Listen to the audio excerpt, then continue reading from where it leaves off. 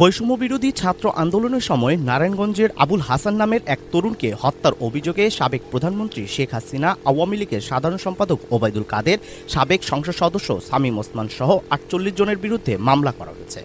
শনিবার রাতে নিহত আবুল হাসানের বড় ভাই আবুল বাসার বাদী হয়ে নারায়ণগঞ্জ সদর মডেল থানায় ওই হত্যা মামলাটি করেন। নারায়ণগঞ্জ সদর মডেল থানার ভারপ্রাপ্ত কর্মকর্তা ওসি আব্দুস সাত্তার মামলা হওয়ার বিষয়টি নিশ্চিত করেছেন। নিহত আবুল হাসান কোমল পানীয় প্রস্তুতকারী প্রতিষ্ঠানে বিক্রয় প্রতিনিধি হিসেবে চাকরি করতেন। তিনি বন্দর উপজেলার কুশিয়ারা এলাকার জাকির হোসেনের ছেলে।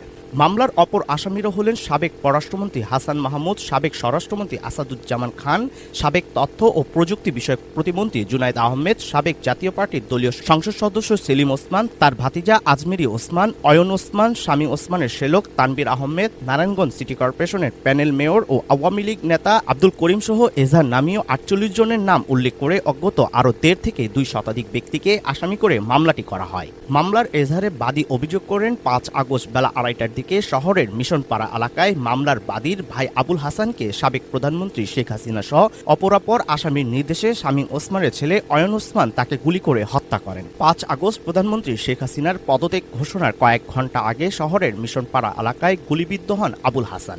সে সময় চাষারা এলাকায় আন্দোলনকারীদের সঙ্গে আওয়ামী লীগ নেতাকর্মীদের সংঘর্ষ চলছিল।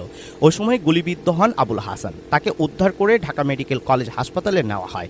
সেখানে চিকিৎসাধীন অবস্থায় পরদিন ভোরে তিনি মারা যান। উল্লেখ্য, ছাত্র জনতার গণ আন্দোলনের মুখে ৫ আগস্ট শেখ হাসিনা সরকারের পতন হয়। প্রধানমন্ত্রীর পদ থেকে পদত্যাগ করে তিনি দেশ ছাড়েন।